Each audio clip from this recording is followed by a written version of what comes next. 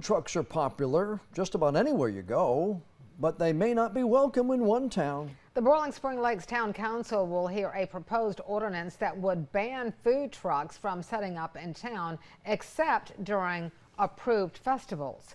WECT's Sydney Hoover is in Boiling Spring Lakes, where the council is getting ready to meet. Sydney, this proposal was prompted in part because of the town's long-awaited dam restoration project. That's right, Fran. The mayor hopes that this ordinance will make sure that traffic coming in for the return of those lakes will go to local restaurants. The ordinance would ban food trucks from setting up at the dam restoration project sites once it gets started, which could be as soon as next month. It would also bring business to local restaurants as other projects are considered, like a new city center.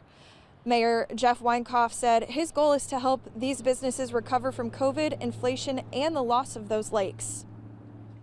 The whole idea is your government, your local, your mayor, your commissioners are always supposed to put the people of the town first. And keeping our businesses thriving is putting our business first.